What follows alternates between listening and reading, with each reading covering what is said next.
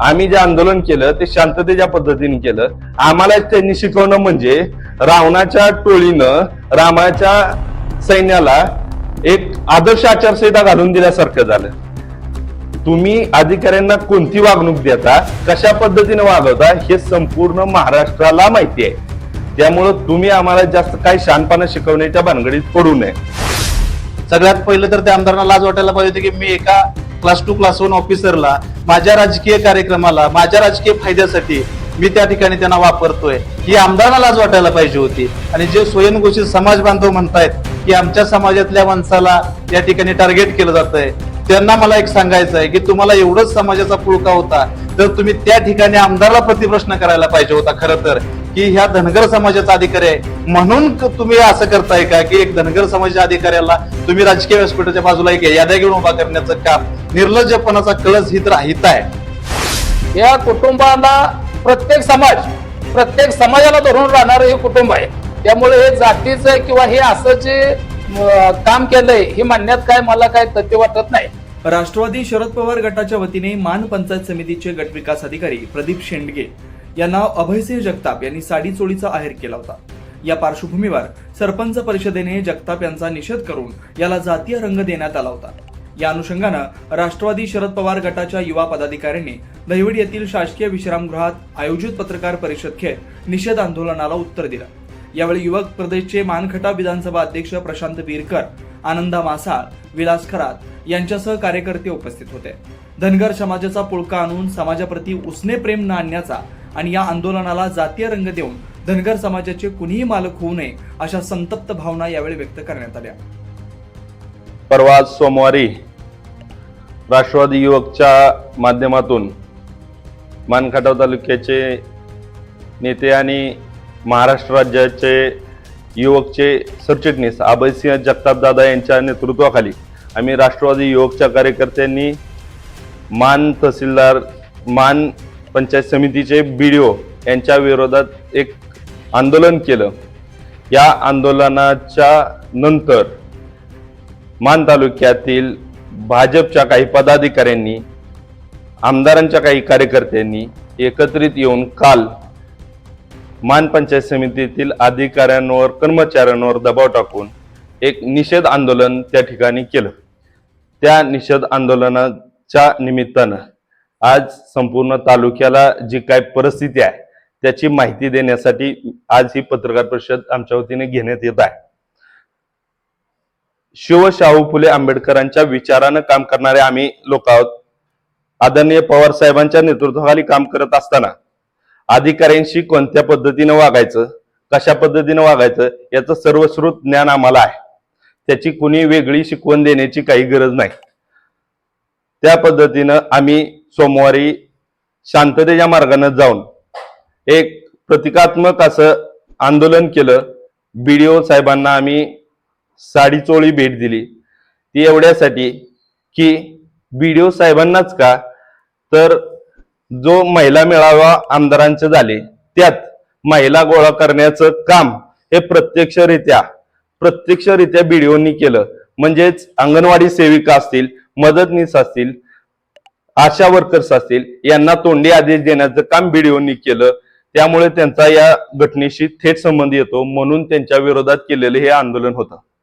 यानंतर काही समाज घटकांनी एक असं वातावरण तयार केलं की BDO हे धनगर समाजाचे असल्यामुळे त्यांच्या विरोधात हे आंदोलन करण्यात आलं किंवा एका विशिष्ट समाजाला टार्गेट करण्याचं काम केलं गेलं. त्याच समाजातून मी येतो, मी ही धनगर समाजाचाच एक कार्यकर्ता आहे. पण आम्ही जे आंदोलन केलं ते त्या पदाच्या खुर्चीच्या विरोधात केलेलं आंदोलन होतं. त्या पदाचा खुर्चीचा केलेला गैरवापर होता, त्याच्या विरोधात केलेलं हे आमचं आंदोलन होतं. परंतु याला एक राजकीय आणि जातीचा रंग देण्याचं काम विरोधकांनी केलं. त्यांना माझं एवढंच उत्तर आहे की तुम्ही ज्या अशा घटनेला समाजाचं किंवा जातीचा रंग देत आहे तर याच जातीचे 3-3 पत्रकार चांगलं काम करत असताना त्यांच्यावर दबाव येतो, त्यांना मारहाण होते. त्यावेळेस आपला जातीचा जो जातीबद्दलचं प्रेम आहे ते कुठं जातं? त्यावेळेस आपण का निषेधासाठी पुढे येत नाही? त्यानंतर जे असेच प्रकारचे अधिकारी मान खटाव मध्ये काम करत असताना अश्विनी शेंडगे मॅडम डीवायएसपी म्हणून ज्यावेळेस पहिल्यांदा इथं त्यांची पोस्टिंग झाली त्यावेळेस भाजपच्याच काही लोकांनी अगदी गृहमंत्र्यांपर्यंत त्यांच्याबद्दल तक्रार करून त्यांची पोस्टिंग इथं नको म्हटले. त्यावेळेस समाजाप्रतीचं प्रेम या लोकांचं कुठं गेलं होतं. त्यानंतर दुर्दैवला MIDCच्या नावाखाली अनेक लोकांच्या समाजाच्या लोकांच्या जमिनी हडप करण्याचं काम या लोकांनी केलं. त्यावेळेस त्यांच्या पाठीशी उभं राहण्यासाठी हे समाजकंटक कुठे गेले होते यातलं कुणीही पुढे येताना दिसलं नाही. काल ज्यावेळेस निषेधाचं आंदोलन पंचायत समितीत होत होतं त्यावेळेस त्या निषेधाच्या आंदोलनासाठी एकाही आदर्श गावचा एकही आदर्श सरपंच त्या ठिकाणी उपस्थित नव्हता. तर त्या ठिकाणी फक्त भाजपचे कार्यकर्ते उपस्थित होते आणि तेही तिथल्या कर्मचाऱ्यांना दबावात घेऊन सत्तेचा दबाव वापरून त्यांनी ते आंदोलन केलं. आणि ते आम्हाला शिकवतात की आम्ही अधिकाऱ्यांशी कशा पद्धतीनं वागलं पाहिजे. आम्ही जे आंदोलन केलं ते शांततेच्या पद्धतीने केलं. आम्हाला त्यांनी शिकवणं म्हणजे रावणाच्या टोळीनं रामाच्या सैन्याला एक आदर्श आचारसंहिता घालून दिल्यासारखं झालं. तुम्ही अधिकाऱ्यांना कोणती वागणूक देता कशा पद्धतीने वागवता हे संपूर्ण महाराष्ट्राला माहिती आहे. त्यामुळं तुम्ही आम्हाला जास्त काही शहाणपणा शिकवण्याच्या भानगडीत पडू नये. बीडीओंचाच का सन्मान केला म्हणून बऱ्याच लोकांनी आम्हाला संपर्क केला, फोन केला की बीडीओंच्याच विरोधात आंदोलन का केलं तुम्ही, त्यात तहसीलदार नव्हते का, प्रांत नव्हते का. परंतु सगळ्यांना सांगणं एवढंच आहे की बीडीओंचा सन्मान केल्याचं मागचं मुख्य कारण असं आहे की बीडीओंचा या घटनेशी प्रत्यक्ष संबंध आहे. बीडीओंनी प्रत्यक्षरित्या तोंडी आदेश अंगणवाडी सेविका, मदतनीस, आशा वर्कर्स यांना दिले होते महिला गोळा करण्यासाठीचे. हा बीडीओ आणि बीडीओनी आमच्या समोर कबूल केलं की मी याद्या घेऊन त्या कार्यक्रमाला हजर होतो. म्हणजे बीडीओनी पदाचा कुठेतरी गैरवापर केलाय. आणि यानंतर अशाच पद्धतीनं जर यापुढेही कुठले अधिकारी राजकीय कार्यक्रमात आपल्या पदाचा गैरवापर करून राजकीय कार्यक्रमासाठी प्रोत्साहनपर काम करत असतील तर त्यांचाही अशाच पद्धतीनं आम्ही यापुढेही राष्ट्रवादी युवक काँग्रेस समोर येऊन सत्कार करणार आहे. आणि त्याला जर कुणी आडवं यायचा प्रयत्न करत असेल किंवा कुणाला वाटत असेल की आम्ही अडवलं असतं तर त्यांनी इथून पुढे आडवं येऊन बघावं. आम्ही त्यांचाही बंदोबस्त करून तिथून पुढे जायची आमची तयारी आहे. आम्ही ज्या गावच्या बोरी आहेत त्याच गावच्या बाबळ्या आहेत. आम्ही सगळ्या गोष्टींनी सक्षम आहोत. काल आंदोलनाच्या ठिकाणी एक भाजपच्या एका कार्यकर्त्यांनी बोलताना असं वक्तव्य केलं की जे निवडणूक शाखेचं काम आहे ते बीडीओंना कशासाठी सांगितलं.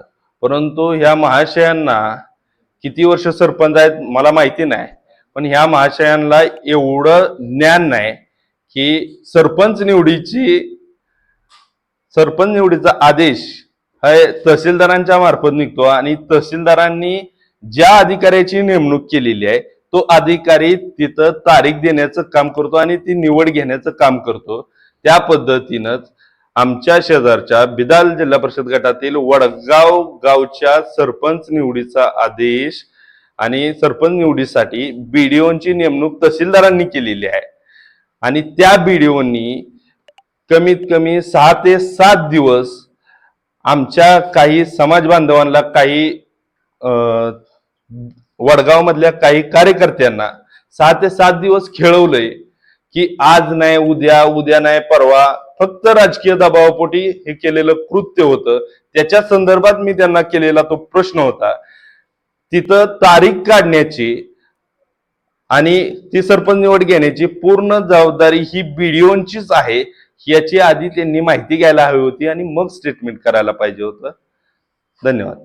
नमस्कार. सर्वात पहिल्यांदा माझा नमस्कार आपल्या सगळ्या पत्रकार बांधवांना.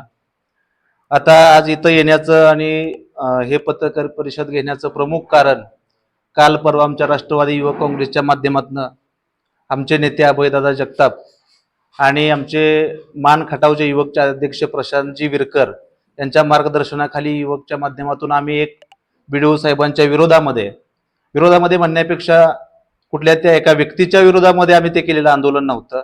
तर सगळ्यात पहिल्यांदा आम्ही ते BDO आणि ते पद आणि त्या खुर्चीच्या विरोधामध्ये आणि त्या खुर्चीचा गैरवापर केलेल्याच्या विरोधामध्ये ते केलेलं आंदोलन होतं. पण काही समाजकंटक असतील, जे स्वयंघोषित समाजाचे नेते असतील, भाजप प्रणित किंवा आमदारांचे बगलबच्चे म्हणलं तरी काही हरकत नाही, त्यांना अचानकच समाजाचा खरं तर कालपुळका आलेला आम्ही बघितला. खऱ्या अर्थानं ज्या वेळेला समाज पाठीमाग असणाऱ्या आमदारांच्याच कृत्याच्या झळा ज्यावेळेला ज्यावेळेला सोसत होता, त्यावेळेला हे स्वयंघोषित जे समाज बांधव आहेत किंवा समाजसेवक आहेत ते कुठे गेले होते? आणि राहिला प्रश्न काल परवा BDOच्या विरोधामध्ये ज्या वेळेला आंदोलन झालं, ते आंदोलन BDOच्या विरोधामध्ये किंवा एखाद्या शेंडगे साहेबांच्या विरोधामध्ये नसून ज्या वेळेला त्याच शेंडगे साहेबांना हा जो राजकीय कार्यक्रम होता त्या कार्यक्रमाच्या बाहेर ज्या वेळेला त्या अंगणवाडी सेविकांच्या माध्यमातून किंवा त्या आशा वर्कर्सच्या माध्यमातून ज्या महिलांना गोळा करायला सांगितलं होतं, त्या याद्या घेऊन यांना BDO साहेबांना त्या राजकीय व्यासपीठाच्या बाजूला उभं करताना या आमदाराला लाज वाटायला पाहिजे होती. सगळ्यात पहिलं तर त्या आमदारांना लाज वाटायला पाहिजे होती की मी एका क्लास 2 क्लास 1 ऑफिसरला माझ्या राजकीय कार्यक्रमाला माझ्या राजकीय फायद्यासाठी मी त्या ठिकाणी त्यांना वापरतोय, ही आमदारांना लाज वाटायला पाहिजे होती. आणि जे स्वयंघोषित समाज बांधव म्हणतायत की आमच्या समाजातल्या माणसाला या ठिकाणी टार्गेट केलं जातंय, त्यांना मला एक सांगायचं आहे की तुम्हाला एवढंच समाजाचा पुळका होता तर तुम्ही त्या ठिकाणी आमदाराला प्रतिप्रश्न करायला पाहिजे होता. खरं तर की ह्या धनगर समाजाचा अधिकारी आहे म्हणून तुम्ही असं करताय का की एक धनगर समाजाच्या अधिकाऱ्याला तुम्ही राजकीय व्यासपीठाच्या बाजूला एक याद्या घेऊन उभा करण्याचं काम, निर्लज्जपणाचा कळस हित आहे. आता राहिला प्रश्न ते सत्कार आणि त्याच्यामध्ये ज्या काही गोष्टी घडल्या त्याचा, तर त्याच्यामध्ये मला एवढंच म्हणायचं आहे, ज्या कुणी या गोष्टीला जातीचा रंग देण्याचं काम केलं त्यांच्या बुद्धीची कीव येण्यासारखं आहे खरं तर. कारण कुठलाही समाज असू द्या, एकदा की एखादा माणूस अधिकारी झाला किंवा एखाद्या पदावरती राजकीय असू द्या प्रशासकीय असू द्या, त्या पदावरती ज्या वेळेला तो माणूस बसणार आहे त्यावेळेला तो कुठल्या एका विशिष्ट जातीचा विशिष्ट समुदायाचा असला जात नाही. त्यावेळेला तो माणूस हा पूर्ण या BDO असतील तर त्या तालुक्याचं हित घेऊन त्या ठिकाणी ते बसलेले आहे. त्याच्यामुळं आम्ही कुठल्याही एका समाजाचं, मी ज्या धनगर समाजामधून येतो, आम्ही पहिल्यापासून समाजकार्यामध्ये छोट्या छोट्या पद्धतीनं काम करतोय. आम्ही कधी कुठल्या पक्षप्रणित कधी असं आंदोलन केलं नाही. त्यामुळं कुणीही आम्हाला समाजाबद्दलचं प्रेम शिकवण्याची गरज नाही. इथून पुढच्या कालखंडामध्ये सुद्धा अशा पद्धतीचं कोणत्याही समाजाचा अधिकारी असू द्या, आम्ही समाजावर कधी जात नाही आणि आम्हाला ते आमच्या पक्षानं कधी समाजावर जायची शिकवण दिलेली नाही. परंतु इथून पुढच्या कालखंडामध्ये जरी कोणता अधिकारी असू द्या, तालुका लेवलचा असू द्या, जिल्हा लेवलचा किंवा असू द्या किंवा आमच्या म्हसवड शहराच्या लेवलचा अधिकारी असू द्या, इथून पुढच्या कालखंडामध्ये सुद्धा एखाद्या अधिकाऱ्यानं असं कुणाच्या दबावाखाली येऊन जर चुकीच्या पद्धतीचं जर काम करत असेल तर तो कोणत्या समाजाचा आहे, कोणत्या समुदायाचा आहे हे कधीही बघितलं जाणार नाही. राष्ट्रवादी युवक काँग्रेस पार्टी, आम्ही सगळे कार्यकर्ते आमच्या सगळ्यांच्या नेत्यांच्या मार्गदर्शनाखाली जशाच तसं उत्तर त्या अधिकाऱ्याला आणि जे बगलबच्चे समोर येणार आहेत त्यांना सुद्धा आम्ही जशाच तसं उत्तर दिल्याशिवाय राहणार नाही. पहिल्यांदा मी सर्व पत्रकार बांधव व सर्वांचाच नमस्कार घालतो आणि सर्वांचं आभार मानतो. काल जी घटना घडली किंवा ही समाजाला वेगळ्या पद्धतीचं समाजाच्या विरोधात केलं किंवा समाजाचा अधिकारी म्हणून केलं, हे काय मला तसं काय ते समाजाबद्दल केलं असं वाटत नाही. का तर हे जगताप कुटुंबीय अभयदादा आमचे जे नेते आहेत, मी स्वतः सरपंच आहे. धनगर समाजाबद्दल त्यांच्या वडिलांपासून बापूंच्या पासून पाठीमागच्या 15-20 वर्षाच्या काळापासून त्यांनी धनगर समाजाचे नेते आमच्या कुकुडवाड परिसरात बरेचसे त्यांनी स्वतः लक्ष घालून स्वतः प्रत्येक त्यांची ताकद वाढवून धनगर समाजाला मोठं करायचं काम त्या कुटुंबाने केलेलं आहे. त्याच्यावर पहिल्यापासून मी सरपंच पदावर आता आहे, पण पूर्वीच्या 20-25 वर्षापासून त्यांच्या वडिलापासून त्यांनी धनगर समाजाचा प्रत्येक कार्यकर्ता इलेक्शन मध्ये नाव डिक्लेअर करून इतकं समाजावर त्यांनी प्रेम दाखवलेलं आहे. त्यामुळं जातीचं किंवा बाकीच्या यात काही राजकारण नाही, ही समज त्यांनी लक्षात ठेवा.